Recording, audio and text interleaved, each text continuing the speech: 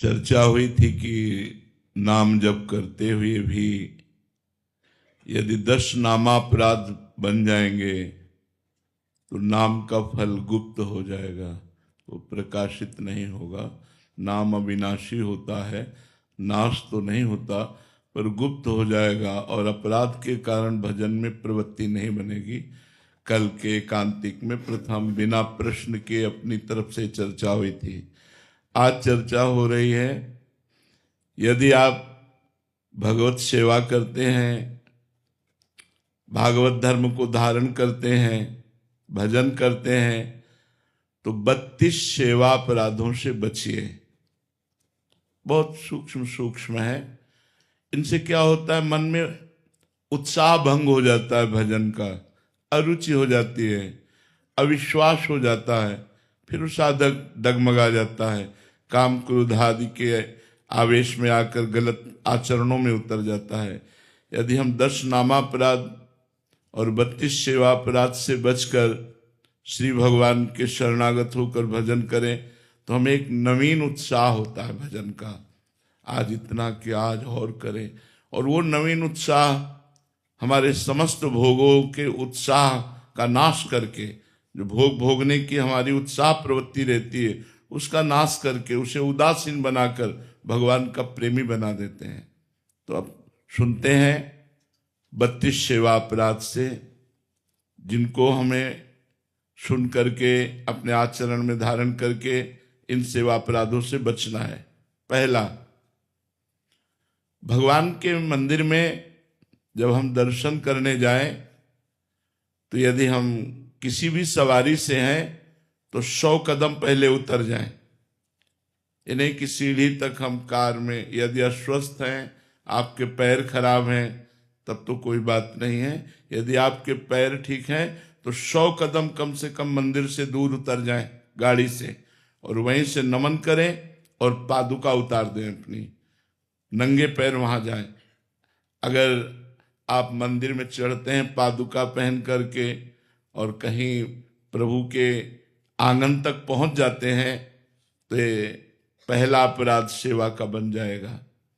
सवारी पर चढ़कर पैरों में पादुका पहनकर भगवत दर्शन के लिए जाना, ये सेवा अपराध है। भक्ति एक विशुद्ध समर्पण का भाव है। भरत जी महाराज जब चित्रकूट में पहुंचे तो अत्यंत सुकुमार श्री चरण भरत जी के पैदल चल रहे थे, तो छाले पड़ गए थे चरणों में। ये देख करके वशिष्ठ जी ने कहा, भरत, ये बड़े बड़े राजवाहन चल रहे हैं, आप घुड़सवारी कर लीजिए, आप रथ में बैठ लीजिए, आपके चरणों की हालत क्या हो, या पादुका पहन लीजिए। तो भरत जी ने जो उत्तर दिया, सिर भर जाऊं उचित अस मोरा, सबते सेवक धर्म कठोरा। प्रभु, जहां मेरे प्राण प्यारे भगवान श्री राम सियाजू के चरण चिन्ह हैं, वहां मैं पादुका पहन कर जाऊं, सवारी पे बैठ के जाऊं, उचित तो ऐसा है प्रभु कि जहां मेरे सियाराम के चरण है वहां मैं सिर के बल जाऊं, सिर भर जाऊं उचित अस्मोरा। मैं अपने स्वामी के दर्शन करने जा रहा हूं, चल नहीं पा रहा हूं, लेकिन मुझे सिर के बल जाना चाहिए, चरणों से नहीं, क्योंकि चरण चिन्ह मेरे स्वामी के बने हुए हैं। भक्ति एक विशिष्ट भाव है जो भगवान को भी अधीन कर लेती है। इसीलिए भक्त, उपासक, वैष्णव, भजनानंदी को चाहिए कि अपने प्रभु के श्री विग्रह के दर्शन करने के लिए जब हम मंदिर में जाएं तो कम से कम 100 कदम पहले उतर जाएं और नंगे पैर जाएं। अगर आप सवारी में चढ़कर जाते हैं, जूता पहनकर मंदिर के ऊपर चढ़ते हैं, तो ये पहला सेवा अपराध आपका बन जाएगा। दूसरा, भगवान के उत्सवों को मनाएं। हमारे सनातन धर्म में उत्सवों का बड़ा महत्व है, उससे कृपा की प्राप्ति होती है। जैसे रथ यात्रा है, जन्माष्टमी है, राधाष्टमी है, रामनवमी है, ये जो हमारे उत्सव हैं आराध्य देवों के, इसमें ये नहीं देखना चाहिए कि मैं कृष्णोपासक हूँ तो रामनवमी क्यों मनाऊं, मैं रामोपासक हूँ तो जन्माष्टमी क्यों मनाऊं। ऐसा भेद नहीं है। हम आनंदित होकर के जब कभी भगवान शिव के उत्साहपूर्ण उत्सव आते हैं, महाशिवरात्रि आदि, माता भगवती अंबाजी के नौ दुर्गा आदि, तो हम उत्सव मनाएं। सनातन धर्मावलंबी इन उत्सवों की अवहेलना न करें। उत्सव न मनाना एक अपराध है। हम 4 लोग मिलकर के रात भर नाम कीर्तन करें तो हमारी कृष्ण जन्माष्टमी हो गई, भगवत कथा सुने रात में। रामनवमी के दिन खूब उत्साहपूर्वक भगवान श्री राम के पावन चरित्रों का गायन, श्री राम जय जय राम कीर्तन करें। शिवरात्रि, नौ दुर्गा आदि, ये जो हमारे सनातन धर्म के उत्सव हैं, इनको करना चाहिए।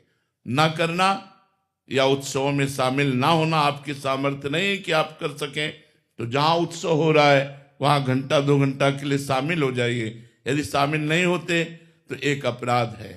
इस सेवा अपराध का दूसरा अपराध है। तीसरा, भगवान के श्री विग्रह के सामने जाकर प्रणाम न करना। भगवान के सामने गए, आप ऐसे खड़े, भगवान साक्षात विराजमान है, अर्चावतार भगवान के जैसे और अवतार हैं, ऐसे भगवान जो विग्रह में विराजमान है ये अर्चावतार है।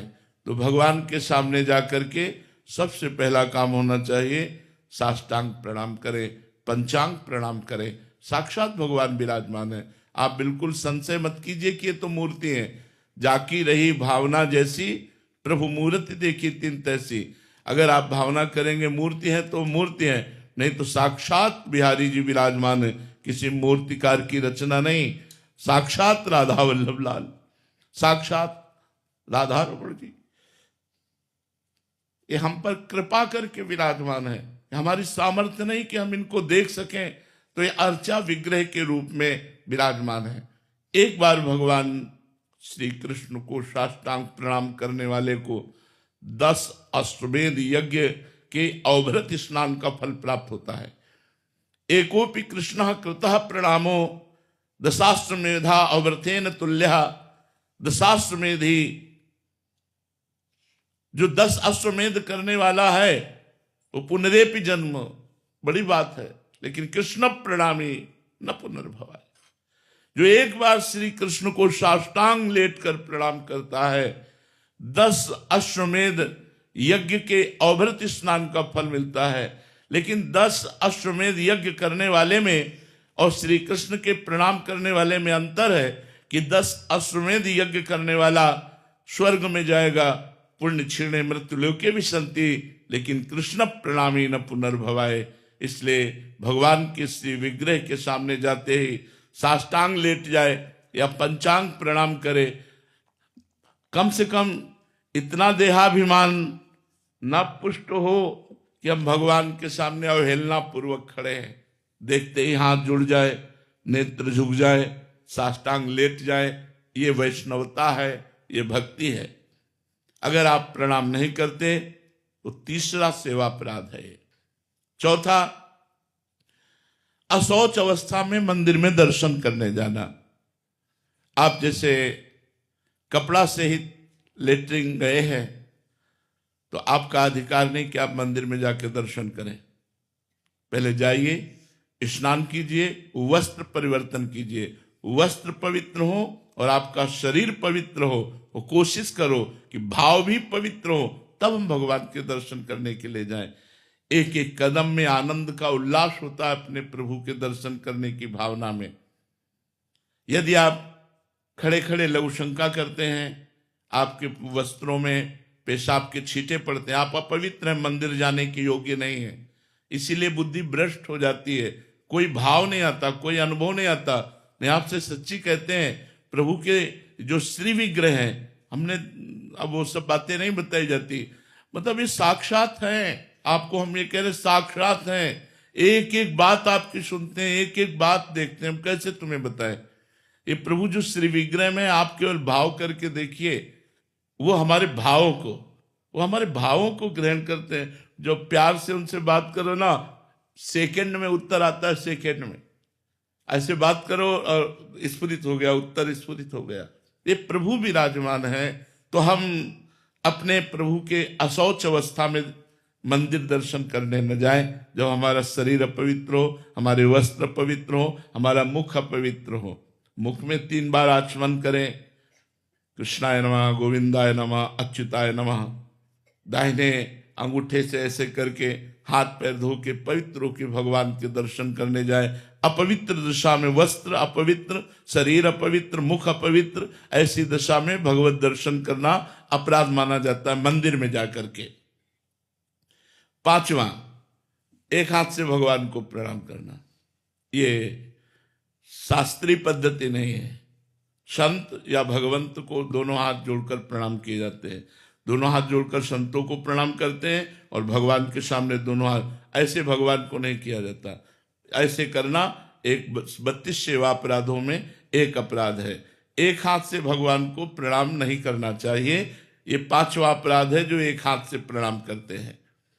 6ठा, जब हम भगवान की परिक्रमा देते हैं तो हमारे श्री ठाकुर जी महाराज की 4 परिक्रमा होती है। तो परिक्रमा में आप ऐसे जब चारों तरफ घूमते हैं तो श्री विग्रह के सामने जब आते हैं तो प्रत्येक परिक्रमा में रुकना चाहिए और रुककर प्रणाम करना चाहिए और फिर परिक्रमा देनी चाहिए। जैसे हम ठाकुर जी की ऐसे परिक्रमा दे रहे हैं तो ऐसे परिक्रमा करके आए, फिर प्रणाम किया, फिर दूसरी परिक्रमा, फिर प्रणाम, फिर तीसरी परिक्रमा, फिर प्रणाम, फिर चौथी परिक्रमा, प्रणाम। बहुत महत्वशील है। भगवान की परिक्रमा करना विश्व ब्रह्मांड के समस्त पुण्यों में सर्वश्रेष्ठ है। पृथ्वी की परिक्रमा कर लो, सब तीर्थों की परिक्रमा कर लो, तो तीर्थपाद तो भगवान है। भगवान की परिक्रमा कर ली, सबकी परिक्रमा हो गई। अगर 4 परिक्रमा श्री भगवान के मंदिर की कर ली, पूरी पृथ्वी की परिक्रमा हो गई। क्योंकि जितने तीर्थ हैं वो संत और भगवंत के द्वारा ही प्रकाशित हैं और संत भगवंत से हैं और भगवान स्वयं प्रिया प्रीतम विराजमान, उनकी जब परिक्रमा कर ली तो सबकी परिक्रमा हो गई। 4 परिक्रमा और ऐसे रुक करके, जो बिना रुके हुए ऐसे घूमते रहते हैं, वो 32 सेवा अपराधों में ये 6ठा सेवा अपराध है। 7वां, श्री भगवान के श्री विग्रह के सामने पैर फैला के बैठना। मानो आपकी गांठों में दर्द है, आप मंदिर में बैठे तो भगवान के सामने ऐसे पैर फैला दिए, ये अपराध है। आपके पुण्य नष्ट हो जाएंगे। अगर आपके पैर दर्द करते हैं तो आप खड़े खड़े या बैठे बैठे जैसे बने दर्शन कर लीजिए, हट जाइए सामने से। उनके सामने ऐसे जो नहीं जानते हैं वो और पैर ऐसे सामने फैला दिए, वो अपराध है। भगवान के श्री विग्रह के सामने ऐसे पैर करके फैलाना, ये 32 सेवा अपराधों में 7वां सेवा अपराध है। 8वां, भगवान के श्री विग्रह के सामने घुटने लपेटकर हाथों से बांध कर बैठना। ऐसे जो घुटने ऐसे कर लेते हैं ना लोग, ऐसे ऐसे वो 32 सेवा अपराधों में 8वां। यही सब हमारी बुद्धि को भ्रष्ट कर देते हैं। बोले मंदिर गए लेकिन कोई लाभ नहीं ले पाए, तो ये सावधानियां हैं। 9वां, श्री भगवान के श्री विग्रह के सामने बैठ गए और जपना चाहिए मंत्र धीरे धीरे। आलस्य, प्रमाद, सोना। अगर आप श्री विग्रह के सामने सो रहे हैं तो आपका अपराध बन रहा है। मत सो, 1 सेकेंड भले ही दर्शन करो, निकल जाओ मंदिर से, तो अपराध तो नहीं बनेगा, 1 सेकेंड के दर्शन का तो लाभ मिलेगा। 10वां, श्री भगवान के श्री विग्रह के सामने कुछ भी पाना। जैसे आपको कुछ भी मिला तो विग्रह के सामने से हट जाइए और फिर प्रणाम करके, प्रसाद है जो भी, चरणामृत है जो भी, वो सामने से हट जाइए। उनको देखते हुए ऐसे सामने ऐसे नहीं पाना। जो भी मिला है सामने से हट जाइए, एकांत होकर पा लीजिए, हाथ प्रक्षालन कीजिए, फिर दर्शन के लिए आ जाइए। 11वां, भगवान के विग्रह के सामने झूठ बोलना कभी नहीं। एक तो वहां बात ही ना करे, अगले में आएगा, लेकिन भगवान के सामने कभी और गुरुदेव के सामने, ये 2 जगह कभी झूठ नहीं बोलना चाहिए। महत अपराध है। हमें चाहे जितना बड़ा दंड मिले, यदि हमने गलती की है तो अब की है, अब चाहे मुझे क्षमा कर दो चाहे दंड दो। वैसे तो कहीं झूठ नहीं बोलना चाहिए, पर अगर कहीं हमसे झूठ बोल जाता है तो हम जब भगवत आराधना करते हैं तो भस्म हो जाता है। लेकिन भगवान के सामने अगर हम झूठ बोले मंदिर में, गांव में भी किसी बात का प्रमाण लिया जाता था तो बोला जाता था आप मंदिर में चढ़ के बोल दो हम मान जाएंगे। तो अगर मंदिर में आप हैं तो झूठ कदापि मत बोलिएगा, इतना ध्यान रखिएगा, नहीं वो अपराध बन जाएगा। भगवान के श्री विग्रह के सामने झूठ बोलना। 12वां, श्री भगवान के श्री विग्रह के सामने किसी को जोर से पुकारना, ऐसे नहीं, क्योंकि सरकार विराजमान है। अगर किसी को भी बुलाना है तो सामने से हट जाइए और उसको छू कर बुलाइए या धीरे से उसको स्पर्श करके कोई बात कहनी। आवाज जोर दे करके मंदिर में नहीं, आवाज जोर दे करके बुलाना भगवान की अवहेलना होती है, वो अपराध बनता है। भगवान के श्री विग्रह के सामने आपस में प्रपंच की बात करना। 13वां, अब बैठे हैं बातचीत कर रहे हैं, भगवान के श्री विग्रह के सामने पंखा चल रहा है बड़ा आराम से, और भगवान के श्री विग्रह के सामने व्यर्थ की, गांव की, रिश्ते नातों की, आने जाने की, प्रपंच की बातें कर रहे हैं, ये अपराध है। भगवान के सामने बैठकर अगर कुछ करना है तो पद गायन करो, भगवान की महिमा। आज देखो ठाकुर जी कैसी सुंदर पोशाक पहने, आज उनके चरणों में पायल कितने सुंदर है, उन्हीं की शोभा का वर्णन करो, प्रपंच की बात नहीं। या तो मौन होकर नाम जप करो और या तो भगवान की चर्चा करो। हमें लगता है मौन रहकर नाम जप करना सर्वोत्तम बात रहेगी। श्री भगवान के श्री विग्रह के सामने चिल्ला चिल्ला कर उलूल जुलूल बात करना, बेमतलब ऐसे ऐसा वैसा ऐसा, मंदिर में बहुत सावधान। 15वां, श्री भगवान के श्री विग्रह के सामने किसी को दंड देना। मान लो आपकी जेब ही काट ली है, आपकी जेब काट ली, माना उस आदमी को पकड़ लिया, ठाकुर जी के सामने दंड नहीं देना है, इतनी मर्यादा रखनी। और 16वां, श्री भगवान के श्री विग्रह के सामने किसी को पीड़ा भरे कट वचन बोलना, मतलब गाली गलौज, ऐसे गंदे वचन बोलना या ऐसा शापित वाली बात करना, ऐसा कुछ भी बोलना। या श्री भगवान के श्री विग्रह के सामने किसी पर कृपा करना, नहीं, सरकार विराजमान है, वो मान लो कोई कह रहा है कुछ भी वो प्रभु विराजमान, उनसे बात करो, इस समय चुप रहो, शांत। श्री भगवान के श्री विग्रह के सामने निष्ठुरता भरा व्यवहार करना। 19वां, श्री भगवान के श्री विग्रह के सामने कंबल ओढ़ करके जाना।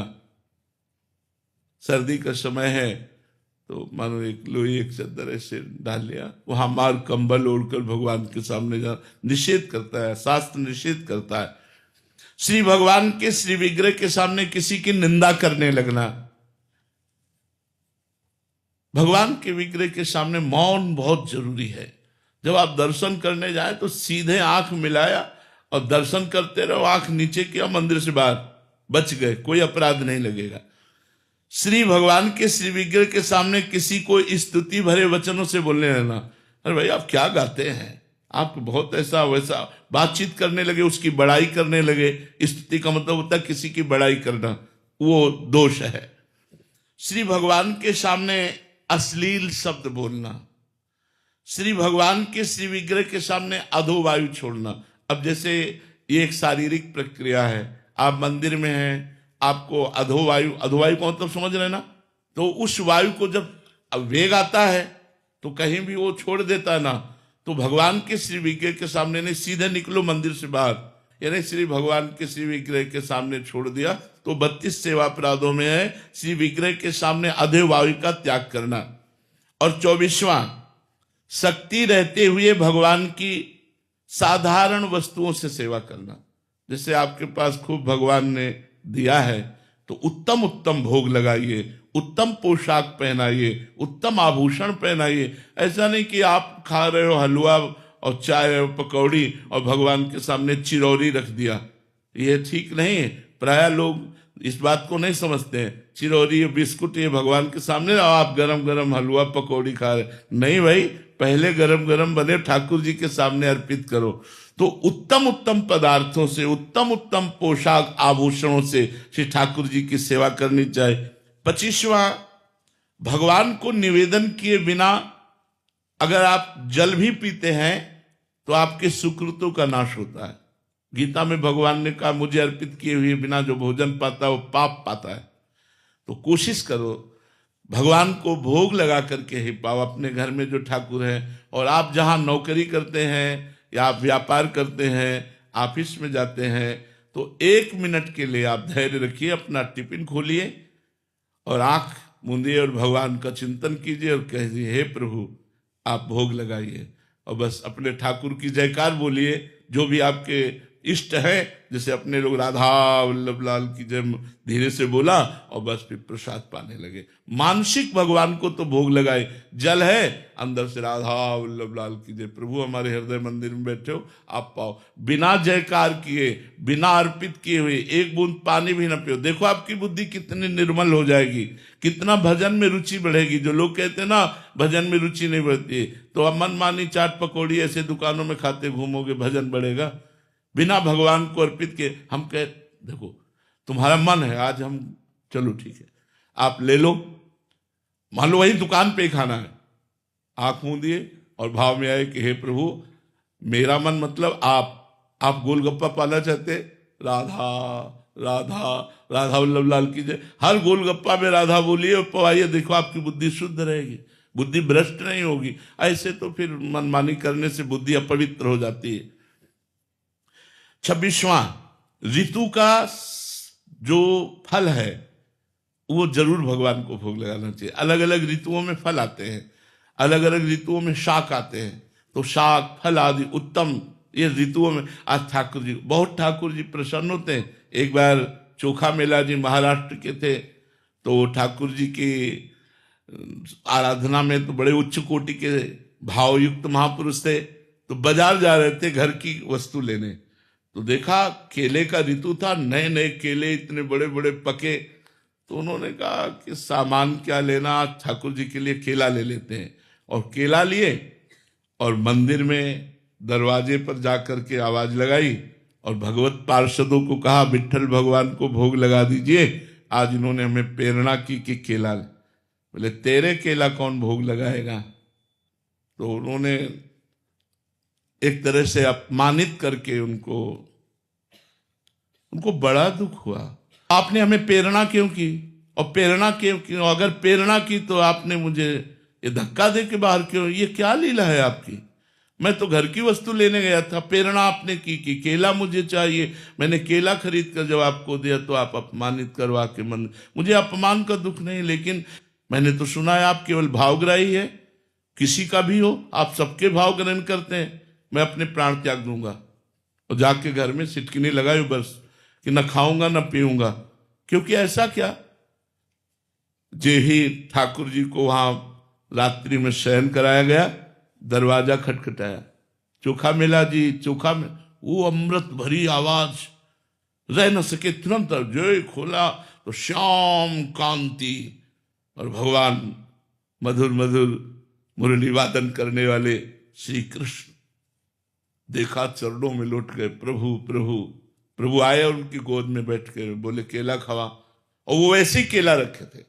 बोले प्रभु मैं चतुरारे, बोले छोड़ो, मैंने कब कहा चतुर्वर्ण का, मैं तो भाव का भूखा हूं, मैं किसी वर्ण या किसी पद प्रतिष्ठा में नहीं बिकता, मैं भाव में बिकता हूं। गोद में बैठ करके चोखा मेला जी की भगवान ने केले, और बोले सुनो ये 2 केले दे दो, रुक्मिणी जी को भी पवाएंगे। वहां विट्ठल भगवान और रुक्मिणी जी महाराष्ट्र में विराजमान है, तो 2 केले पीताम्बर में लिए, अंतर ध्यान हो गए और अंदर से जाके मंदिर की सिटकिनी बंद कर ली और 2 केले रुक्मिणी जी को पवा के छिलके आंगन में फेंक दिए। अब जब सुबह हुआ दर्शन के लिए तो बाहर से ताला खोला, अब अंदर से बंद है मंदिर। अब सब परेशान हो गए, कैसे खुला, अंदर कैसे बंद हो गया? तो स्तुति की, बड़ी प्रार्थना की, भगवान से विनय की, तो आवाज आई जाओ चोखा मेला जी को पालकी में बैठाल करके जब लाओगे और वो हमसे प्रार्थना करेंगे तो मंदिर का दरवाजा खुलेगा, नहीं तो नहीं खुलेगा। ऐसा ही करना पड़ा, पालकी में बैठाल के चोखा मेला जी को लाए और जब चोखा मेला जी ने प्रार्थना की प्रभु दरवाजा खोल दीजिए, फटाक से दरवाजा खुल गया। जो पुजारी जन थे उन्होंने देखा छिलके पड़े, बोले प्रभु छिलके कैसे? बोले चोखा मेला जी के केला के। तुम क्या समझते हो मैं किसी जाति से बिकने वाला हूं? नहीं। विद्या रूप महत्व कुल धन जौवन अभिमान, ये सब सचकंटक रहे न भक्ति निदान। जहां ये 6 प्रकार का अभिमान होता है वहां मेरी भक्ति नहीं रहती तो मैं कैसे रह सकता हूं? तो भगवान को अच्छी वस्तु देखा, अरे ये तो प्रभु के लिए बहुत अच्छी रहेगी, चलो आज ये ले चलते हैं, अपने ठाकुर को भोग लगाते हैं। ऐसा भाव रखना। किसी शाक या फल आदि के अगले भाग को तोड़ करके अच्छा अच्छा अपने लिए रख लेना और फिर ऐसा भगवान को अर्पित करना, ऐसा नहीं होना चाहिए। श्री भगवान के श्री विग्रह के सामने पीठ नहीं दिखाना चाहिए, ऐसे रहना चाहिए जैसे भगवान के विग्रह के सामने। इसीलिए जब परिक्रमा करते आते हैं तो घूम के तुरंत प्रणाम करके फिर दाहिने करके चले आते हैं। भगवान की तरफ पीठ करके नहीं बैठना चाहिए, पीठ भगवान को नहीं दिखानी चाहिए। श्री विग्रह के सामने किसी को प्रणाम नहीं करना चाहिए। अब यहाँ सावधानी की जरूरत है। जैसे गुरुदेव भगवान आ जाते हैं, हम दर्शन कर रहे होते हैं, हमारी दृष्टि गई, गुरुदेव भगवान आ गए, तो हमको फिर भगवान से दृष्टि हटाकर गुरुदेव भगवान को प्रणाम करना चाहिए। मोते अधिक गुरु ही जिए जानी। अगर कोई संत भगवान दिखाई देते हैं तो ऐसे नेत्रों से क्या, ऐसे प्रणाम किया और फिर ठाकुर जी के दर्शन करने लगे। और जब वो श्री विग्रह से दूर हुए तो उनको फिर प्रणाम नमस्कार। लेकिन गुरुदेव को तुरंत, गुरुदेव पर गुरुदेव आ गए, तुरंत ठाकुर जी से दृष्टि हटा के गुरुदेव के चरणों में प्रणाम करे, फिर ठाकुर जी के दर्शन करे। बकाया श्री विग्रह के सामने किसी और को प्रणाम न करे, सीधे बस ठाकुर जी के दर्शन करता रहे। जब गुरुदेव मिले, जय बार गुरुदेव मिले, ये 30वां अपराध बता रहे हैं। गुरुदेव आए और आप उठ करके खड़े नहीं हुए, मतलब एक बार प्रणाम करें तो क्या बार बार प्रणाम करें? नहीं, अभ्यर्थना, बार बार उनकी वंदना। गुरुदेव आए, खड़े हो गए। मान लो आप 10 बार आए तो 10 बार खड़े हो गए। जय बार वो हमारे सामने आए, गुरुदेव, गुरुदेव की अभ्यर्थना और गुरुदेव की आज्ञा का पालन, अवज्ञा नहीं। जो आज्ञा हो गई, बड़ा फल है आज्ञा पालन में, पर कभी कभी गुरुदेव की बड़ी प्रतिकूल आज्ञा हो जाती। जैसे एक बार श्री रामानंदाचार्य जी एक बगीचे में भ्रमण करते हुए पहुंचे, ठाकुर का सिंहासन विराजमान हुआ, वहां समीप पर कुआं था, कुआं से पानी मंगाया तो कुआं के पानी में हल्की सी बदबू थी, क्योंकि उसके ऊपर एक पेड़ की डाल आ रही थी और सारे पत्ते कुएं में जा रहे थे। तो आचार्य चरण ने देखा और बहुत से शिष्य थे, सबसे कहा ये डाल हट जाए तो कुएं का पानी ठाकुर जी की सेवा के लिए ठीक हो जाए। तो पूरा हमें पेड़ नहीं काटना, पूरी हमें डाल नहीं काटनी, हमें उतना ही सिर्फ काटना है जो कुएं के ऊपर है। तो चलो कुल्हाड़ से काटो। तो विज्ञ शिष्य जनों ने कहा, जय जय, जो काटेगा वो तो कुएं में चला जाएगा, क्योंकि लंबी डाला ही है। अगर पेड़ के पास से काटनी हो तो सुविधा है, नहीं तो बैठ करके तो इधर ही काटेगा, और काटेगा तो कुल्हाड़ से कुएं। बोले इससे मुझे कोई मतलब नहीं, डाल कटनी चाहिए। एक खड़ा हुआ कि जीवन तो गुरुदेव के लिए, मर जाऊंगा तो क्या, गुरुदेव की आज्ञा में खड़े। बोले गुरुदेव मैं काटता हूं। हो गए, काटा, जो ही काटा सो डाल और कुल्हाड़ और वो सब कुएं में चले गए। अब सबसे और जो शिष्य थे, गुरुदेव गुरुदेव तो कुएं में चले गए। गुरुदेव एकदम निरपेक्ष बैठे हैं। 10 मिनट हो गया, बोले गुरुदेव तो मर गए होंगे, बिल्कुल निरपेक्ष बैठे हैं। थोड़ी देर में नमो नमः, जय हो ऐसे शब्द हुए और कुएं से ऐसे बाहर वो शिष्य आए और आकर गुरुदेव को प्रणाम किया और कहा ये सियाराम जी ने प्रसाद दिया है। तो उनका कहाँ गए थे? 10 मिनट हुए। बोले जे ही कुल्हाड़ से काटकर मैं नीचे गया तो भगवान राम जी के पार्षद मुझे साकेत धाम ले गए और वहां सियाराम जी के दर्शन कराए और सियाराम जी ने आपके लिए प्रसाद भेजा है। सब शिष्य सोचने लगे, हाय मैंने ये क्यों नहीं किया। काम बहुत प्रतिकूल है, लेकिन ये आज्ञा कि मेरे गुरुदेव की आज्ञा में प्राण दे दूंगा, बस बात बन जाए। तो गुरु की अभ्यर्थना, जय बार गुरुदेव मिले तय बार सर झुकाकर नमस्कार किया और जय बार आवे तय बार खड़े हो गए और उनका कुशल प्रश्न, उनकी आज्ञा का पालन करना, उनका स्तवन करना। यदि हम ऐसा नहीं करते तो ये 30वां अपराध बनता है। 31वां, अपने मुख से भक्तों के बीच में अपनी प्रशंसा करना, अपनी बड़ाई की बात करना, इससे पुण्य नष्ट हो जाते हैं। जो अपनी प्रशंसा करता है, दूसरों की निंदा करता है, उसके सारे सुकृत नष्ट हो जाते हैं।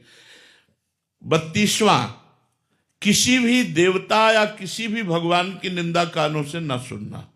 ये 32 अपराधों से यदि हम बच जाए तो हमारा भजन और उन्नतिशील हो और बहुत जल्दी भगवत प्राप्ति कराने वाला हो। किसी चीज को हम प्राप्त करने के लिए स्ट्रगल कर रहे हैं और हमने इतना स्ट्रगल कर लिया कि हम उसे प्राप्त नहीं कर पा रहे हैं, तो मतलब हम क्या करें फिर उसके लिए? वो आपका जो पूर्व का बुरा प्रारब्ध है ना, वो आपको बाधा पहुंचा रहा है। अगर हम भगवान का भजन करें तो तप और भजन के द्वारा हम अपने प्रारब्ध को रोक सकते हैं, नए प्रारब्ध की रचना कर सकते हैं। मनुष्य जन्म मिला है, पर वो बिना भगवान से जुड़े वो प्रारब्ध का समन नहीं हो सकता। भगवान से चित्त को जोड़ रहा। जैसे मैं चार्टर्ड अकाउंटेंट हूँ, मैं सीए जब परीक्षा पास की थी तो मैं फाइनल में करीबन 6 बार फेल हुआ था। एक बार ऐसा लगा कि अब सीए छोड़ देनी चाहिए, लेकिन मैंने हिम्मत नहीं हारी और मैं चार्टर्ड अकाउंटेंट बना। लेकिन कभी कभी लगता है कि जब जो बच्चे चार्टर्ड अकाउंटेंट कोर्स छोड़ देते हैं तो फिर उन्हें क्या करना चाहिए कि जो चीज नाम जप, भगवान का नाम जप करते हुए अपने कार्य की प्रवीणता के लिए तन्मयता पूर्वक अपने विषय पर ध्यान देना चाहिए। जैसे आपने कहा 6 बार फेल हुआ, इसके बाद पास, तो हमें प्रारब्ध कई बार गिराएगा। अगर हम भगवान का आश्रय लेंगे और प्रयत्न करते रहेंगे तो हमें सफलता प्राप्त होगी। निराश नहीं होना चाहिए, नाम जप करना चाहिए और अपने कार्य को बड़े मनोयोग से, जो मान लो सीए का कार्य है उसे बड़े मनोयोग से, क्योंकि प्रश्न आएंगे तो उसी के अंतर्गत आएंगे ना, तो हम बड़े मनोयोग से उस पर ध्यान दें और खूब भगवान का नाम जप करें, अच्छे आचरण करें, ब्रह्मचर्य का पालन करें, पवित्र भोजन करें, तो हमारा लौकिक पारलौकिक दोनों अच्छा हो जाएगा। खुशी जी लंदन से। राधे राधे महाराज जी। राधे राधे महाराज जी। महाराज जी, अगर रिश्तों में और आत्मसम्मान में किसी एक को चुनाव करना हो तो किसका करें? भावनात्मक और अति विचारक स्वभाव होने के कारण अपने आप को आत्मनिर्भर कैसे बनाएं महाराज जी? आत्मसम्मान का अर्थ आप क्या लेती हैं? महाराज जी, आत्मसम्मान की अपने आप अपना सम्मान भी बना रहे और रिश्ते भी खराब ना हो। नहीं, अपने सम्मान को मिटा करके रिश्तों का पोषण किया जाता है।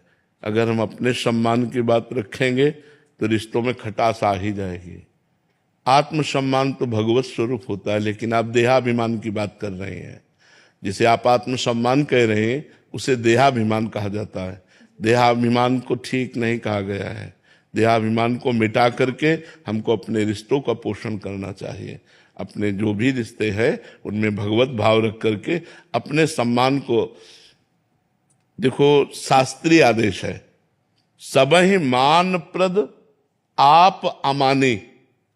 जब आप मान रहित होकर सबका मान करेंगे तो रिश्ते अपने आप उज्जवल हो जाएंगे और सब रिश्तों में भगवान ही विराजमान है। अमानिना मान देनो कीर्तनीय सदा हरि। स्वयं अमानी रहकर दूसरों को मान देना। और हम अपने सम्मान की बात अगर ध्यान रखेंगे तो खटास तो रिश्तों में आ ही जाएगी और आप जलेंगी, आपका हृदय जलेगा, आपका हृदय असंतुष्ट होगा। वो ठीक नहीं, सिद्धांत से ठीक नहीं है। सिद्धांत से आप अमानी बनिए, दूसरों को सम्मान दीजिए, दूसरों से सम्मान लेने की भावना न रखिए, दूसरों को सम्मान देने की भावना रखिए, तो आपका हृदय उदार हो जाएगा और वास्तविक आत्मसम्मान आपका होगा।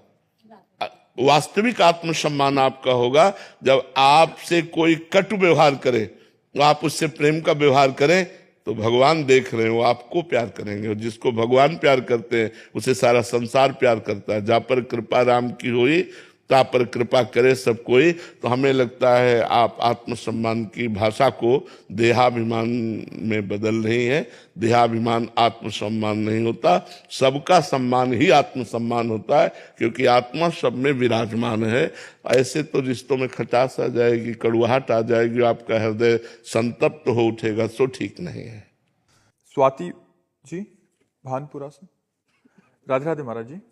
गुरुदेव, नाम जप के उपरांत भक्ति की अगली सीढ़ी कौन सी है महाराज जी? यही पूर्णता है। पहले नाम जप वैखरी से होता है, राधा राधा राधा राधा राधा राधा राधा, फिर उपांश से होता है, फिर मानसिक होता है। ये 3 पद्धतियां हैं। परा वाणी से जब नाम चलने लगता है तो भगवान का स्वरूप सामने होता है, उनकी दिव्य लीलाएं होती हैं। ये नाम ही प्रारंभ है और नाम ही पूर्णता है। नाम में ही सब कुछ छुपा हुआ है। वैखरी, मध्यमा, पश्यंती और परावाणी, ये 4 वाणियां हैं। जब परावाणी से नाम चलने लगता है, और जिसे कहते रोम रोम और रग रग बोले, तब कछ स्वाद नाम को पावे। नस नाड़ियों तक में नाम समा जाता है, शरीर परम पवित्र हो जाता है, हृदय परम पवित्र हो जाता है, स्वभाव परम पवित्र हो जाता है, और वो भगवत स्वरूप हो जाता है। तब नाम ही प्रारंभ है और नाम ही पूर्णता है। नाम की अगली सीढ़ी नाम ही है, पर वो उतरता चला जाएगा। अभी नाम में मन नहीं लगता। नाम जब कर रहे हैं, संसार, भूत भविष्य की बातें, गंदी बातें, ये सब आ रहे हैं, धीरे धीरे ये नष्ट हो जाएगी। अब नाम ही दिखाई दे रहा है, नाम ही सुनाई दे रहा है। संपूर्ण लोकांतर से वैराग्य हो गया। नाम जप करते करते भगवान से अनुराग हो गया। भगवान का रूप, भगवान की दिव्य लीलाएं उसके सामने छा गई, वो सिद्ध पुरुष हो गया। नाम ही साधना है और नाम ही सिद्धावस्था है। पूजा आलोक जी। राधे राधे। राधे राधे महाराज जी। महाराज जी, मैं ये जानना चाहती हूँ कि गुरु और शिष्य के बीच का नाता कैसा होना चाहिए? शिष्य ऐसी कौन सी बातें हैं जिससे गुरुदेव प्रसन्न होते हैं शिष्य की? नाता सेवक स्वामी का प्रधान होता है। गुरु स्वामी होता है और शिष्य सेवक होता है। सेवक वही है जो स्वामी की अक्षरशः आज्ञा का पालन करे, गुरु को साक्षात परब्रह्म मान करके उनकी आज्ञा का पालन करे। उनकी आज्ञा जो हुई है वो हमारे लिए परम कल्याण के लिए है, ऐसी भावना करके प्रत्येक छोटी से छोटी भी आज्ञा का पालन करे। और गुरु की आज्ञा के अनुसार जब हम जीवन चलाते हैं और जब हम ऊंचाई पर पहुंचते हैं तो हम गुरु स्वरूप ही हो जाते हैं। हमारा गुरु का संबंध स्वामी सेवक का संबंध है, माता पिता का संबंध है, मित्र का संबंध है, सब कुछ संबंध है। तुमेव माता च पिता तुमेव, तुमेव बंधुश्च सखा तुमेव, तुमेव विद्या द्रविणं तुमेव, तुमेव सर्वम मम देव देव। सर्वदेव गुरुदेव, हमारी संपत्ति गुरुदेव, हमारी माता गुरुदेव, हमारे पिता गुरुदेव, हमारे सखा गुरुदेव। गुरुदेव, अब जैसे ये लोग सब हमारे पास रहते हैं तो कभी हंसी खेल होता है तो हम साथ ही हंसते भी हैं, विनोद भी हो रहा है तो हम सखा भाव में उस समय हंसी विनोद भी करते हैं। माता की तरह इनका पोषण करते हैं, पिता की तरह इनकी संरक्षता करते हैं, स्वामी की तरह इनकी हर कामनाओं को देखते हैं, और शिक्षक की तरह, गुरु की तरह इनको उपदेश देते हैं। तो सारे संबंध गुरुदेव से जिसके हैं वही सच्चा सेवक है, वही सच्चा शिष्य है। और गुरु और शिष्य दोनों समान एक स्थिति को प्राप्त हो जाए तब शिष्यता की पूर्णता है। जो गुरु में चल रहा है वही शिष्य में चल रहा है। जिस रस में गुरु मगन है उसी रस में शिष्य मगन है, तब वो एक रास्ता आ गई, तब वो सच्चा शिष्य हो गया। अब जैसे अपने गुरुदेव की नाभाजी सेवा करते थे, हर समय गुरुदेव की सेवा में ही रहते थे, तो गुरुदेव ध्यानस्थ थे, नाभाजी पंखा कर रहे थे, तो पूज्य उनके गुरुदेव श्री अग्रदेवाचार्य जी थे। तो अग्रदेवाचार्य जी के किसी शिष्य का जहाज जो है वो भंवर में फंस गया समुद्र में। अब ये हुआ कि तो डूब जाएगा, तो उन्होंने पुकारा, गुरुदेव गुरुदेव गुरुदेव रक्षा करो। तो अग्रदेवाचार्य जी सियाराम जी को माला पहनाने जा रहे थे, बस अचानक एकदम वो पुकार, एकदम चिंतन खिंचा तो माला ऐसे, तो नाभाजी पंखा में से हवा कर रहे थे, उन्होंने ऐसे कर दिया और गुरुजी से मानसिक स्थिति में जाके कहा कि आप माला पहनाइए, जो हमारे गुरु भाई का जहाज अटक गया था वो तो निकल गया। तो उन्होंने कहा कौन बोला?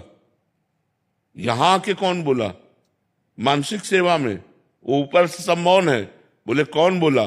बोले जिनको जूठन दे देकर पाला है वो सेवक ने बोला। आपकी जूठन का बल कि ये शिष्य गुरु की महिमा को जानकर गुरु के समान हो गया, पर दासता ऐसी ही कि आपकी जूठन के पोषण से ही हम हुए। ये है गुरु शिष्य का संबंध कि शिष्य जब गुरु की महिमा में युक्त होकर गुरु स्वरूप हो जाए तभी शिष्य की पूर्णता है कि जो गुरु के हृदय में चल रहा है वही शिष्य देख रहा है, वही शिष्य आनंद ले रहा है। राधे राधे महाराज जी, हम आप में गुरुदेव देखते हैं, हमारा हाथ कभी नहीं छोड़ना श्री जी के। देखो, गुरुदेव कभी नहीं छोड़ते, शिष्य छोड़ देता है। गुरु का स्वभाव छोड़ना नहीं। जैसे आपसे कोई अपराध बना, हमें पता चला, हमने कहा चल निकल भाग, दिखाई मत देना। आप शाम के वहीं रोड के किनारे बैठे, मान लो कभी हम जब निकले, क्यों बैठे, दिखाई क्यों दिए? प्रभु आपके सिवा हमारी ठौर ही नहीं तो मैं जाऊं कहां? खत्म खेल, सारे अपराध माफ हो गए।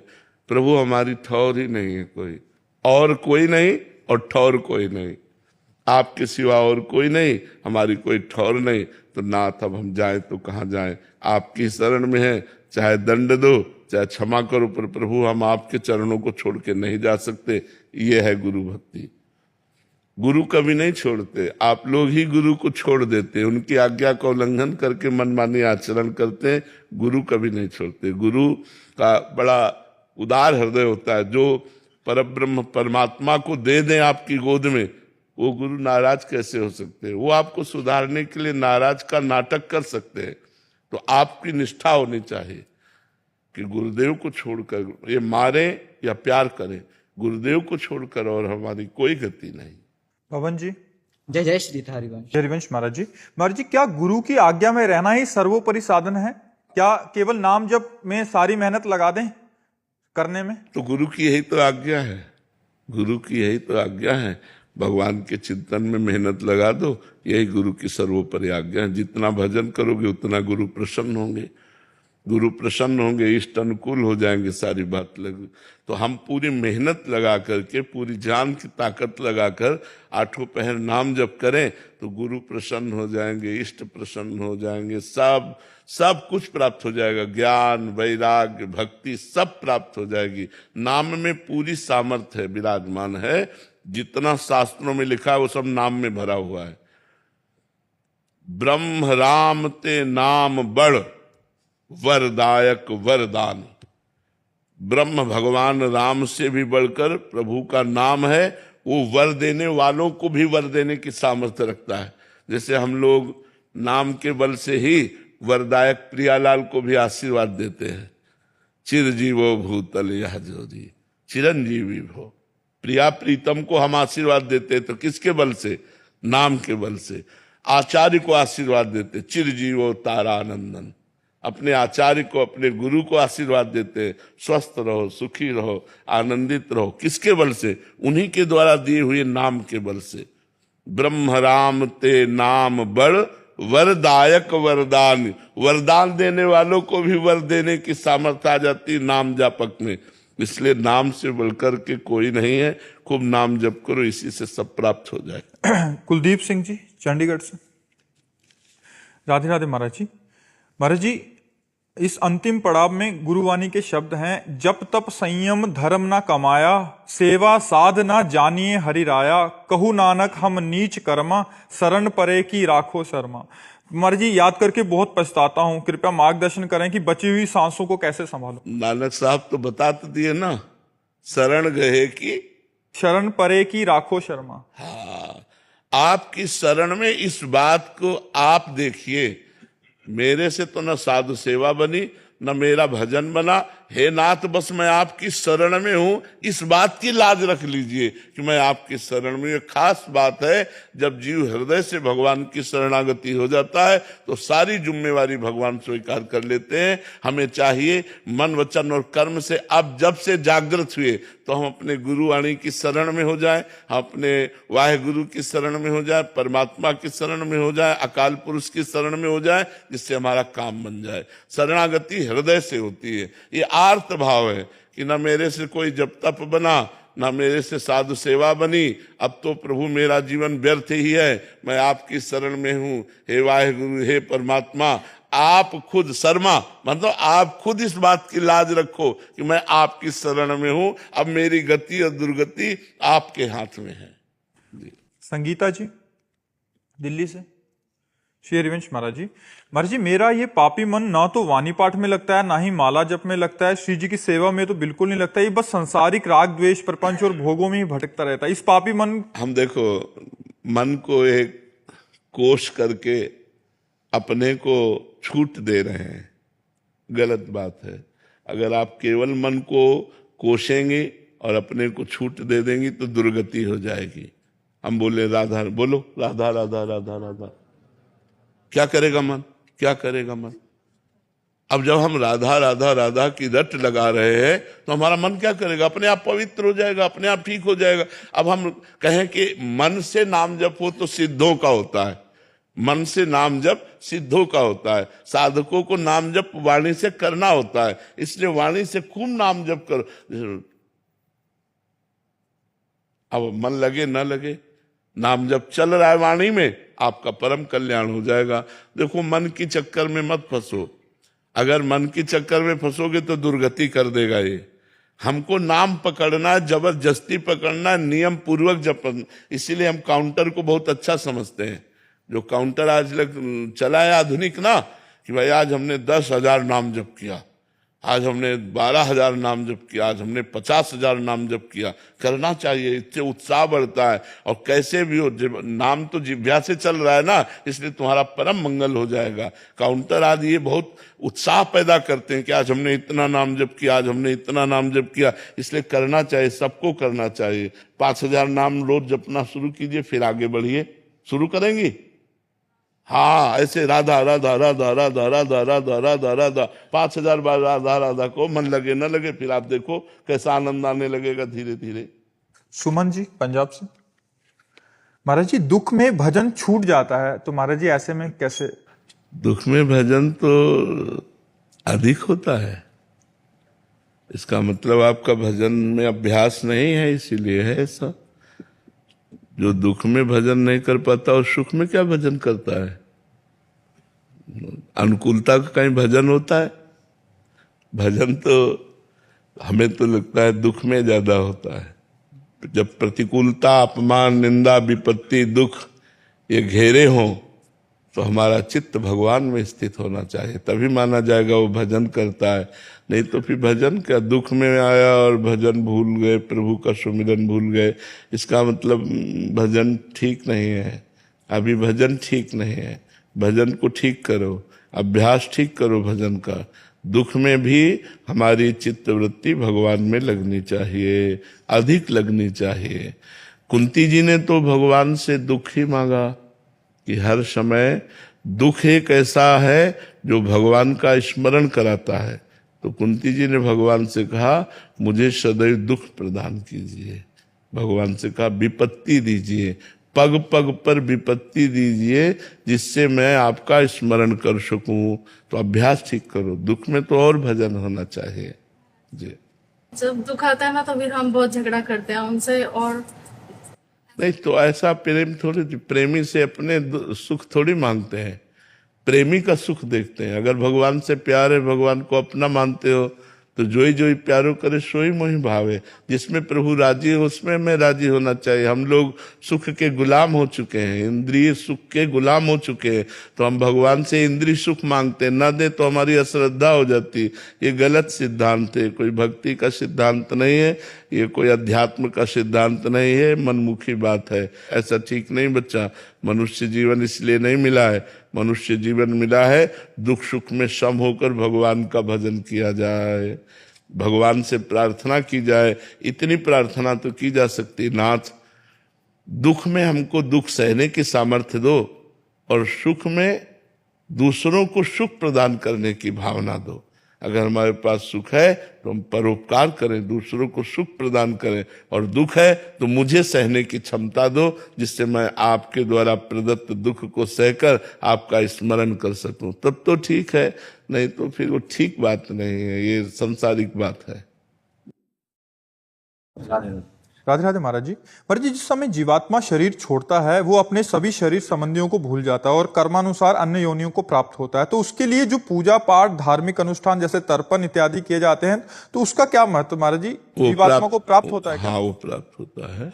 ये भागवतिक संस्कार, जैसे आपने पंडित लोग संकल्प कराते हैं ना जिसके नाम से, तो संकल्प करा करके जे ही मंत्र पढ़कर उसको पिंडदान किया गया, या उसके निमित्त भंडारा किया गया, या उसके निमित्त पुण्य दिया गया, तो वो पुण्य जो है वहां पहुंच जाएगा। जिस देवता को साक्षी करके किया गया वो देवता उसको पहुंचाएगा, चाहे जिस योनि में हो उसकी उन्नति होने लगेगी, वो पुण्य उसको बढ़ा देगा, वो पुण्य उसकी तृप्ति करने लगेगा, उसकी उन्नति कर देगा।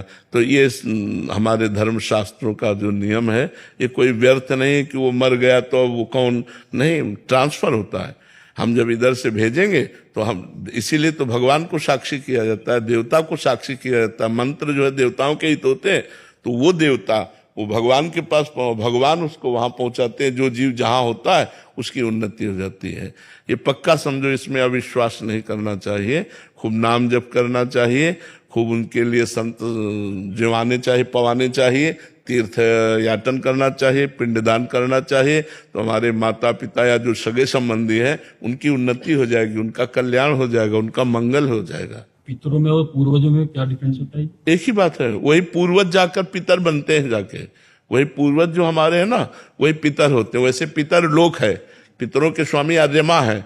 जितने हमारे पूर्वज होते हैं वो जाकर के पितर लोक में, तो पितर लोक अगर वो कहीं अन्य जगह गए हुए हैं तो पितर लोक से वहां ट्रांसफर हो जाएगा, पुण्य वहां पहुंच जाएगा। ये डिपार्टमेंट अलग अलग बना हुआ है। पंकज जी, राधे राधे महाराज जी।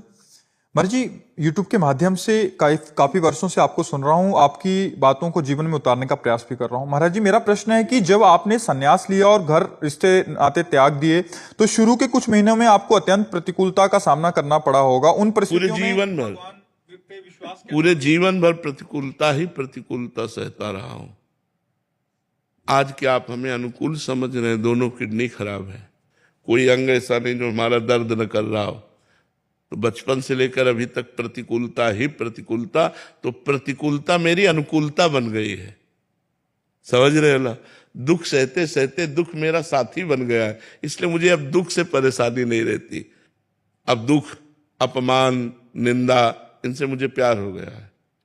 पूरे जीवन भर चलते चलते मुझे इनसे प्यार है। अब और कष्ट बढ़ता है तो मुझे और सुख मिलता है। जाना है, शरीर को छूटना है।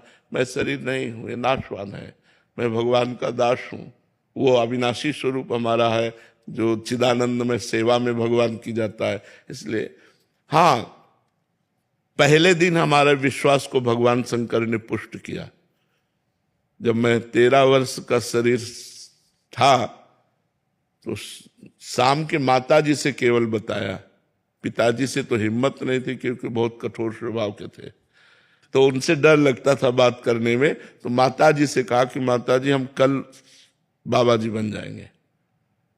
बाबा जी बन जाएंगे। उन्होंने विनोद समझा और हमारी बात बन गई, क्योंकि उन्होंने विनोद समझा। अगर सीरियस समझती तो रो देती या कुछ हमको आदेश करती, और उन्होंने विनोद समझा तो ध्यान ही नहीं दिया। भगवान ने हमारी बात बना दी। सब सो रहे थे, उठे, पिताजी को मानसिक प्रणाम किया, सैया पर थे, माताजी को प्रणाम किया, भाई बहनों को हाथ जोड़ा, और एक छोटी सी गीता, और एक ब्राह्मण कुल में जन्मे थे इसलिए चटाई, और वो एक लोटा, क्योंकि गायत्री यज्ञोपवीत हो जाता है ना, तो गायत्री के लिए उतना लेकर बस वो फिर घर से भागे।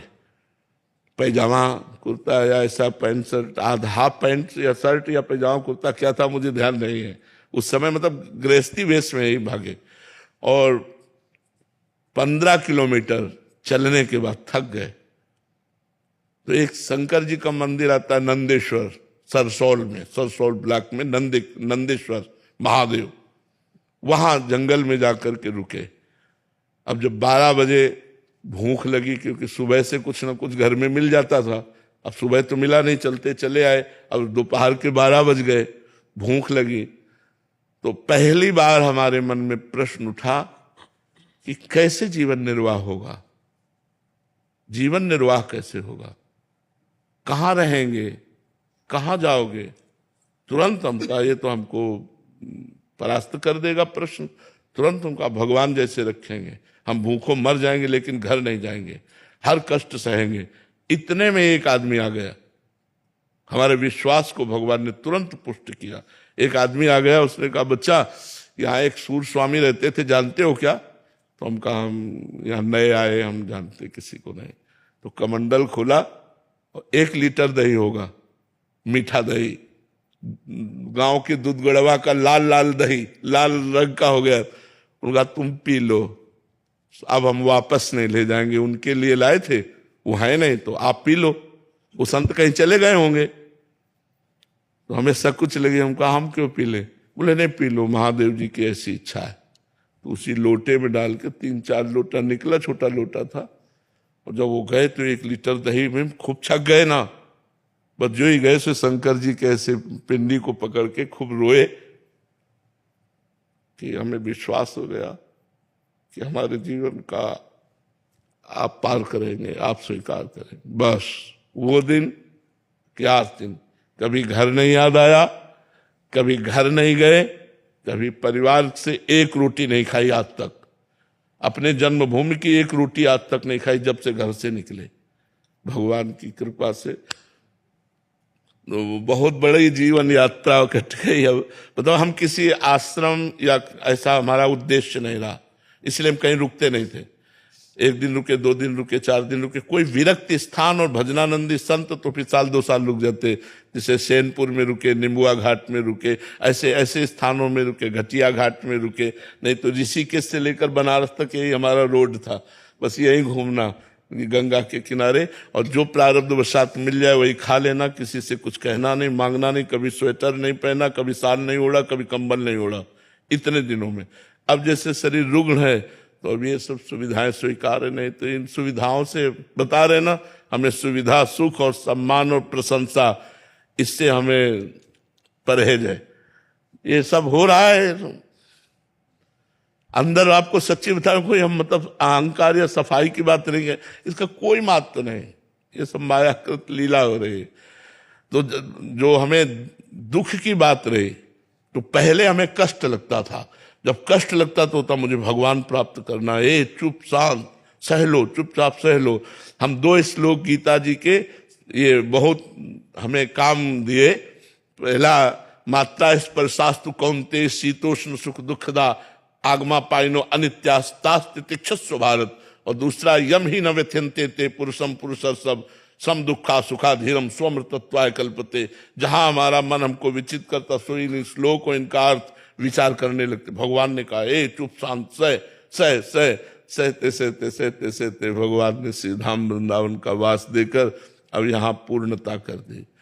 अब हमें कुछ नहीं चाहिए, अब हमारे अंदर की कोई सांसारिक मांग नहीं रह गई कि अब हमको ये सुख सुविधा मिले या कुछ। बस एक ही बात रह गई कि मैं प्रभु को कहीं भूल न जाऊं, एक डर बना रहता है, मैं कहीं इस बाजार में अपने प्रभु को न भूल जाऊं। इसलिए उनसे यही प्रार्थना करते रहते कि पूरे जीवन आपके चरणों में गया, अब कहीं आखिरी में लाके ऐसी खंदक में मत डाल देना कि आपको भूल जाए। यश कीर्ति प्रशंसा सब वैभव, कहीं ऐसा न हो नाथ आपको भूल जाए, क्योंकि हमारा लक्ष्य ये नहीं है, हमारा लक्ष्य आप है, आपको कभी भूलूं नहीं। तो दुख तो हमारे जीवन का मित्र रहा है, और वही मित्र हमको भगवान से जोड़ दिया। तो ये जीवन कथा है हमारी, पीछे से लेकर के अभी तक। महाराज जी, हम पर भी दया कीजिए कि हम भी भजन नहीं छूटे हमारा। हाँ, यही सबसे बड़ी बात है, भजन न छूटे, यही सार बात है।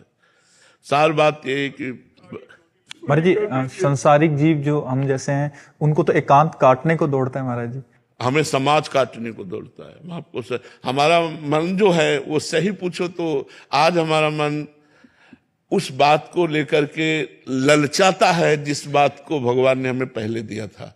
जो गंगा किनारे का जीवन था उस बात को लेकर ललचाता है, लेकिन अब हम असमर्थ हैं। अगर हमारा शरीर स्वस्थ होता तो आपको सही कहते हैं, ये सौभाग्य आप लोगों को ना मिलता, हमको ये सब अच्छा नहीं लगता है। ये पूरे भारतवर्ष के जो गृहस्थ और ब्रह्मचारी हैं, इनके संशय मिट जाए। पूरे भारतवर्ष के लाडली जो ऐसी कृपा करे कि उनके जो ग्रस्त हैं या ब्रह्मचारी भी हैं, उनके सबके संशय मिट जाएं, जो आप कार्य कर रहे हैं। प्रयास आप संतों की कृपा से यही है कि हमारे सब समाज अध्यात्म से जुड़े, व्यभिचार और व्यसन से बिलग रहे। जो आज हमारे समाज में व्यभिचार बढ़ रहा है, boyfriend girlfriend live in relation, जो व्यसन बढ़ रहे हैं, नए नए बच्चे गंदे आचरणों में लग रहे हैं। तो प्रार्थना यही करते हैं कि सब हमारे देशवासी विदेश का आचरण न करें, विदेशी लोगों का अनुकरण न करें। हमारा धर्म प्रधान देश है, हमारे देश को समझो। 4 आश्रम 4 वर्ण व्यवस्था बनाई गई है। पहला आश्रम ब्रह्मचर्य है सबका, सबको ब्रह्मचर्य का। आज उसी पहले आश्रम को ही अगर नष्ट कर दिया गया तो हमारी कैसे धर्म व्यवस्था कैसे चलेगी। धर्म व्यवस्था का पहला आश्रम ब्रह्मचर्य, पहले आश्रम में ही व्यभिचार प्रवेश कर गया तो फिर कैसे चलेगा। इसलिए आप सब संतों की कृपा से लाडली जी के द्वारा ये ऐसा हो रहा है कि कुछ लोग बदल भी रहे हैं, सुन सुन करके लोग बदल भी रहे हैं। तो बदलेंगे, उनकी सीमाएं हैं, बदलने तक की सीमाएं। वैसे संत तो असीमित है, उसकी बदलने की सीमा है, लेकिन सर्वेश्वर के लिए तो बदलने के लिए असीमित है। क्या इस कलिकाल से क्या करें, इससे निवेदन करने से मानेगा, क्या करेगा। बड़ा त्राही त्राही है, बहुत।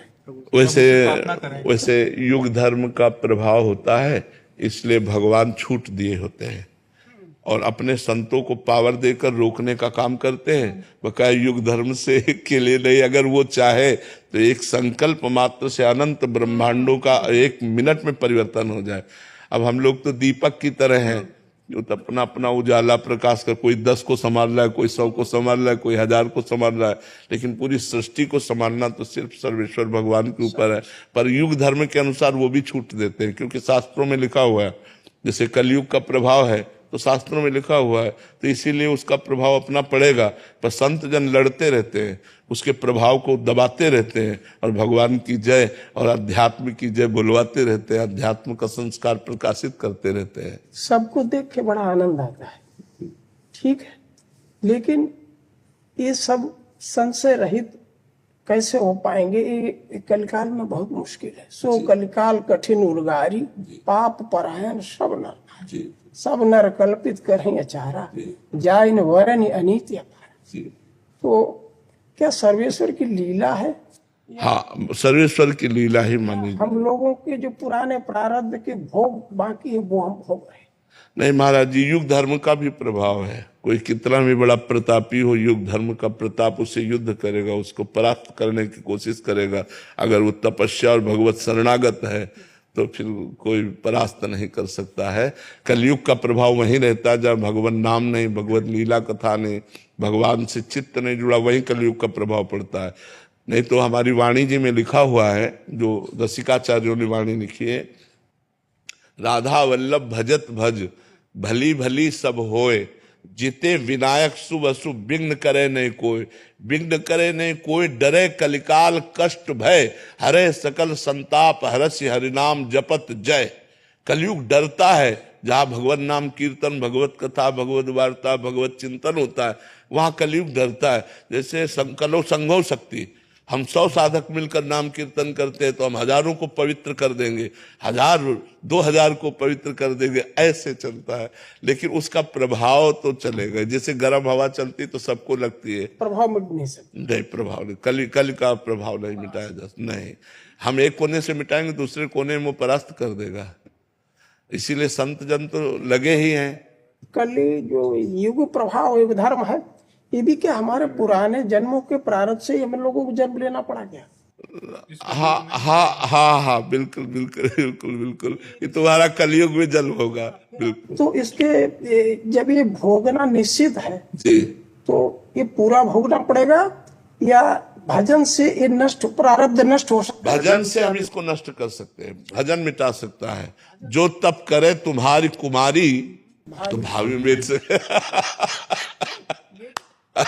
भावी मिट सके त्रिपुरारी। जी, इसके आगे एक निवेदन है जी, हर इच्छा भावी बलवाना, हृदय विचारत शंभु सुजारा। तो हरि इच्छा का जो स्वरूप होता है वो भक्तों की इच्छा से होता है, भगवान की स्वयं की कोई इच्छा नहीं होती। भगवान की स्वयं की कोई इच्छा नहीं होती, अमना है, भक्तों की इच्छा होती है। अगर हम 10 मिल करके तो भगवान का अवतार हो सकता है। हाँ, अगर हम 10 संत मिलकर के उस चाहेंगे तो भगवान का ऐसा कृपा अवतार हो सकता है जो परिवर्तन कर सकता है। जैसे हम जहाँ सैकड़ों साधु विराजमान है, आपको कलयुग का वहां कोई प्रभाव नजर नहीं आएगा। जो झूठ है, व्यभिचार है, व्यसन है, जुआ खेलना है, परा स्त्री से व्यभिचार, ये सब उसका प्रभाव नहीं आएगा। वहां आपको सतयुग त्रेता का ही वातावरण मिलेगा। भगवान नाम कीर्तन, भगवत कथा वार्ता, कोई ध्यानस्थ है, कोई मौन है, कोई तप परायण है, तो ऐसा आनंद बरसता है। तो हम सब मिल करके एक भगवान की शक्ति से जितना बचा सकते हैं, लोगों को बचा सकते हैं, बकाया युग धर्म अपना प्रभाव करेगा। हाँ, युग धर्म। ये जो नारायण है सर, ये भक्ति करते हैं जी। तो माया जो है, क्या रहे माँ ब्रह्मांड में माया कटु प्रचंड, सेनापति कामादि भट्ट दम्भ कपट पाखंड अंदर ही बात। जी। इन पे ज्यादा चोट कर रहा है, या जो सामान्य है उन पे ज्यादा चोट कर रहा है? माया का प्रभाव महाराज जी, जैसे गर्म हवा चलेगी तो समान रूप से सबको लगती है, समान रूप से सबको लगती है, पर जिसका कोमल शरीर होता है उसे विशेष लगती है। तो ऐसे ही माया का प्रभाव तो चल रहा है समान रूप से, पर जो संतों का हृदय बड़ा कोमल होता है उस पर विशेष प्रभाव पड़ता है, उस पर विशेष प्रभाव पड़ता है। विशेष हाँ, क्योंकि जैसे जो गिरा हुआ है वो क्या गिरेगा, जो चल रहा है वही गिरेगा। अब इन पर अगर माया का प्रभाव पड़ेगा तो सीम की चाप सके को तासु बड़ रखा रमापति जैसे। सीम की चाप, हम ताल ठोक के कहते हैं, सीम की चाप सके को तासु बड़ रखवार रमापति। अपने बल से नहीं, अपने स्वामी के बल से कहते हैं कि आपकी एक शक्ति माया है और एक शक्ति भक्ति है। आप माया को अधीन करके रखते हैं और भक्ति आपको अधीन करके रखती है। हम इस बल से है, इसलिए सीम की चाप सके को तासु बड़ रखवार रमापति जैसे। अच्छा, ये कार्य कारण, कार्य कारण जी, कार्य कारण से ऊपर कैसे पहुंचे? स्वरूप ही है कार्य कारण। हाँ, स्वरूप ही है। जो हमारा स्वरूप है वो कार्य कारण से परे है। जब तक स्वरूप बोध नहीं होता तब तक कार्य कारण में, सेवक स्वामी में ये सब भाव बने रहते हैं। जब स्वरूप बोध हो जाता है फिर द्वैत है ही नहीं, न कोई कार्य है और न कोई कारण है, वही एक है स्वरूप बोध। ये जो जीव जो यहाँ जिनके पास बिल्कुल धन नहीं है, पहुंच नहीं सकते, क्या जिनके पास बिल्कुल भी धन नहीं है, जैसे धाम आदि में पहुंच नहीं सकते जी, तो ये सब नारायण को आपके समान सामर्थ्य देके उनके पास भेजा जाए तो कैसा रहे? हाँ, पर अब समस्या ये है कि आग में झोंकना, समस्या ये है कि आग में झोंकना। ये किसी गृहस्थ के घर जब रुकेंगे तो गृहस्थ के हाव भाव और उससे ये प्रभावित हो जाएंगे। जब तक ब्रह्म बोध नहीं होता या जब तक भगवत साक्षात्कार नहीं होता तब तक हम प्रचार का मतलब अधिकार नहीं समझते। अच्छा, प्रचार का अधिकारी वही है जो स्वरूप बोध संपन्न, वही प्रचार का अधिकारी है। अभी इसके मतलब ये सब नारायण पूर्ण रूप से तैयार नहीं। अब बच्चे हैं। हाँ, तो आप वैकुंठ से ज्यादा मजबूत स्थिति में हो, इससे ज्यादा कुछ हो नहीं। ठीक है, मजबूत स्थिति में होगी। अपने को जीतना है, कुछ नहीं जीतना। कामना करनी है तो कामना को जीतने की कामना कर लोगे तो फिर जो महाराज बता रहे हैं कहीं भी सो जाओगे, सब मिट्टी है। ठीक है, ऐसी कृपा करो ये सब नारायण तैयार हो जाए।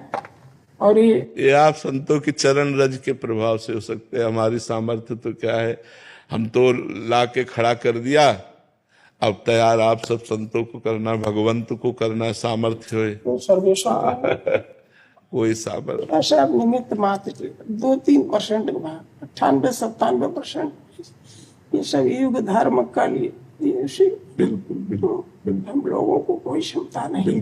हम क्षमतावान भी है तो वहीं कुछ भी, लेकिन प्रभाव सत्य बना रहे, धर्म बना रहे। धर्म नष्ट हो रहा है, सत्य नष्ट हो रहा है। जिससे चेतना में प्रवेश करना चाहिए वो अंधकार में प्रवेश हो रहा है।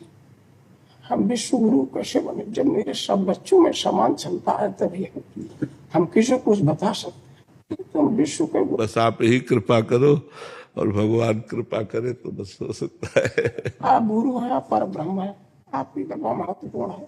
हम तो बस दो रोटी मांग कर खा ली। आप बहुत प्रसन्न हो, मैं बहुत, आप सब लोग ऐसे ही शंकराचार्य भगवान की तरह पूरे विश्व को आलोकित करो, यही शुभेच्छा है। ओ जय हो सर्वेश्वर, जय हो विश्वनाथ, जय हो विश्वनाथ, जय हो विश्वनाथ। शुभम करोति कल्याणम, ज्ञान भक्ति वैराग्य वर्धनम, ज्ञान भक्ति वैराग्य सब प्रणाम। ज्ञान भक्ति। नारायण नारायण नारायण। जय। भक्ति मनुष्य करता है गृहस्थ आश्रम में और सन्यासी आश्रम में भी। तो क्या भक्ति में जैसे मन विचलित होता है और भक्ति आती है फिर विचलित हो जाता है, इसका क्या कारण? अनेक जन्मों के भोग संस्कार, जी दुर्वासना मम सदा परिकर्षयन्ति, जो अनेक जन्मों से हम भोगों को भोगते आए हैं वो संस्कार हमारे मन पे है। भक्ति के संस्कार तो आगंतुक है, नए, लेकिन जो भोगों के संस्कार हैं वो छुपे हुए हमारे मन में है। तो जैसे जैसे हम सत्वगुण बढ़ता है तो ज्यादा देर मन भक्ति में लगेगा, रजोगुण बढ़ेगा तो भोगों में जाएगा, तमोगुण आएगा तो निद्रा आलस्य प्रमाद में जाएगा। जब हम सतोगुण को बढ़ाते चले जाएं और हमारा अधिक समय सतोगुण रहे तो हमारा भक्ति का भाव बढ़ता चला जाएगा, रजोगुण तमोगुण नष्ट हो जाएगा और जब भक्ति अपना रंग लाएगी तो सतोगुण भी शांत हो जाएगा और गुणातीत हो जाएगा, तो फिर मन जाएगा ही नहीं। अभ्यास करते रहना चाहिए। प्रत्यक्ष रूप से महापुरुष से मिल नहीं रह पा रहा, क्या बड़ा कष्ट है, भटक जाने का भी कष्ट है कि प्रकट रूप में महापुरुषों का सानिध्य नहीं मिल रहा है, इसलिए उसका कष्ट है, और कहीं भटक ना जाऊं इसका भी डर है अंदर। ये बिल्कुल डरते रहोगे तो बच जाओगे। बहुत आकर्षण है माया का, बड़े बड़े ज्ञानियों के चित्त में क्षोभ पैदा कर देती है। बचा जा सकता है तो संतों की बाउंड्री हो और उसके अंदर रह रहे हो तो बच सकते हैं, संत समुदाय के बीच में। महाराज जी व्यक्त रूप से नहीं रह पा रहे तो अव्यक्त रूप से संतों का सानिध्य, नाम जप से, नाम जप करो, बड़े बड़े संत स्वप्न में आके उपदेश करने लगेंगे। नाम जप, डट के नाम जप करो, उठते बैठते चलते फिरते हर समय नाम जप करो। फिर हमारी बात का आप अनुभव करना, हम क्या कह रहे थे। नाम जप करो, जो भगवान का नाम प्रिय हो, हर समय नाम जप। पर जी फिर एक प्रश्न आता है कि नाम जब करते हैं 10 माला कर ली, 12 माला, तो क्या निरंतरता लाने? हाँ ना, ये 10-12 वाली बात नहीं, ये हर श्वास वाली बात है। कोई भी सेवा कर रहे हैं, कोई भी सेवा कर रहे हैं, हाँ, बहुत सारे कार्य हैं। बिल्कुल बिल्कुल बिल्कुल। आप कुछ दिन निरंतर नाम चला कर देखो, फिर आपको कैसा लगता है आप खुद बताना हमें। महाराज जी थोड़े दिन होता है फिर वापिस नहीं, व्यवहार में उतरना, हाँ व्यवहार में उतरना साधक को बहुत घातक है, बहुत घातक है। मतलब हम कैसे तुम्हें बताएं, साधक को बहुत घातक है। व्यवहार में संभल पाना बड़ा कठिन है। तो हमें लगता है कुछ दिन एकांत का सेवन अगर करो तो ज्यादा अच्छा रहेगा। अगर कहीं ऐसा मिले कि संत समागम मिलता रहे और एकांत में खूब अच्छी साधना और भगवत साक्षात्कार हो जाए, फिर व्यवहार में उतरे तो कोई परेशानी नहीं होती। यही महाराज जी द्वंद चलता है, व्यवहार छोड़ के वापिस जाते तो वो लोग कहेंगे इस गौ सेवा छोड़ के चले गए, इधर छोड़ के चले गए, वो भी वापिस समाज का भय।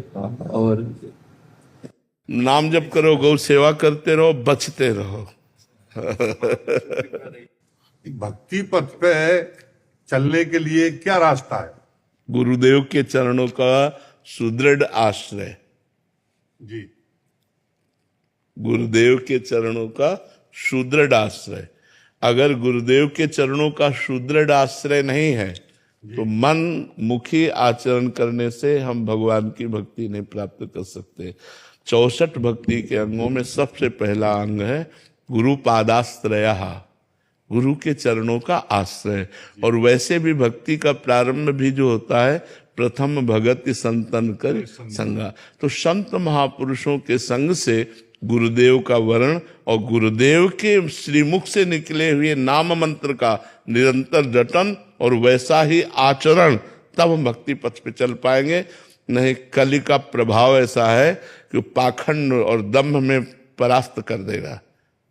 युग धर्म इतना प्रबल है कि पाखंड और दंभ की इतनी प्रबलता फटाक से घुस जाएगा और हम भक्ति समझ नहीं पाएंगे, समझ पा रहेंगे कि भक्ति कर रहे और पाखंड और दंभ में अपना समय व्यतीत करने लगेंगे। जब आंतरिक वस्तु की प्राप्ति की लालसा खो जाए और बाहरी वस्तु की लालसा लग जाए तो समझ लो दंभ और पाखंड का प्रादुर्भाव हो गया। तो हम लोग चलते तो हैं भगवान की प्राप्ति के लिए, लेकिन बीच में कलयुग ऐसी टांग मार देता है कि हम कंचन कामिनी कीर्ति में ही फंसकर गिर जाते हैं और भगवान की प्राप्ति की लालसा खो बैठते हैं। नहीं तो जिस वैराग्य से हम घर से निकले थे उसी वैराग्य से हमारा वैराग्य प्रतिपल बढ़ना चाहिए और समस्त लोकांतरों के भोगों से वैराग्य प्राप्त करके भगवान के अनुराग में डूब जाना चाहिए। ये होता है गुरु कृपा से। इसलिए गुरु पादाश्रया, बिना गुरु के चरणों का आश्रय लिए कोई भी साधक सिद्ध नहीं हो सकता। जी महाराज जी, आप सब गृहस्थ में रहते हैं, बट गृहस्थ की बहुत सारी ऐसी जिम्मेदारियां होती हैं, परिवार की जिम्मेदारियां होती हैं, गृहस्थ कार्य होते हैं, ऑफिस जाना होता है। ऐसे में भजन बहुत बाधित होता है और करना भी चाहे तो हो नहीं पाता। महाराज जी, ऐसे में आपका महाराज जी करना चाहे तो हो नहीं पाता, ऐसी बात तो नहीं है, क्योंकि युद्ध से बढ़कर के कोई कर्तव्य कर्म मुझे तो समझ में नहीं आता। जब भगवान ने अर्जुन जी से कहा मामनुस्मर युद्ध च, मेरा स्मरण करते हुए युद्ध करो, तो हमें लगता है कि हर कार्य भगवान का भजन करते हुए हो सकता है यदि हम सावधानी रखें तो। अब जो कार्य एकाग्रता पूर्वक ऑफिस में, व्यापार में या जिस भी डिपार्टमेंट में है कि आप बहुत एकाग्र हो जाते हैं तो भगवान का नाम भूल जाते हैं, तो हमने एक उपाय बताया है, उस कर्म को भी भगवान को समर्पित कर देना। जो कर्म भगवान को समर्पित कर दिया जाता है वो भगवान की प्राप्ति कराने योग्य हो जाता है। तो जब हम एकाग्र होकर अपना कार्य कर रहे हो, भगवान को भूल गए हो, तो वो कर्म भगवान को समर्पित कर दें और शेष समय बार बार आप ऐसा प्रयास करें कि राधा राधा, राम राम, कृष्ण कृष्ण, हरि हरि, शिव शिव, जिसको जो प्रिय लगे वो नाम बराबर जपने का प्रयास करें। ऑफिस जा रहे हैं नाम जप कर रहे हैं, बैठ गए नाम जप कर रहे हैं, लैपटॉप में काम कर रहे हैं, 1 घंटा काम किया, कृष्णार्पणम मस्तु, 1 घंटे को कृष्णार्पणम मस्तु कर दिया, फिर नाम जप कर रहे हैं, फिर समय को भगवान को अर्पित कर दिया। ऐसे 8 घंटे या 12 घंटे जो हम ड्यूटी करते हैं, जो काम करते हैं, वो सब भगवान को समर्पित कर दें और बीच बीच में नाम जपने का प्रयास करें तो जरूर सफलता प्राप्त होगी। क्योंकि जब युद्ध जैसा भयानक कर्म भगवान का नाम जप करते हुए किया जा सकता है तो और भी कर्म भगवान का नाम जप करते हुए किया जा सकता है। इसलिए सबसे प्रार्थना है, आप प्रयास कीजिए, हारिएगा नहीं, उत्साह बढ़ाइए और हर कार्य के बीच में राधा राधा बोल लीजिए, फिर कार्य करते रहिए तो आपका परम मंगल हो जाएगा, सारे दुख नष्ट हो जाएंगे। भगवान के नाम में पाप नाशक शक्ति है, जब पाप नष्ट हो जाएंगे तो दुख ही नहीं रहेगा। इसलिए हमें लगता है खूब नाम जप करो, मन की चक्कर में मत पड़ो, मन लगे ना लगे, तुम खूब नाम जप करो, तुम्हारा मंगल ही होगा। भाव को भाव अनखाल शहु नाम जपत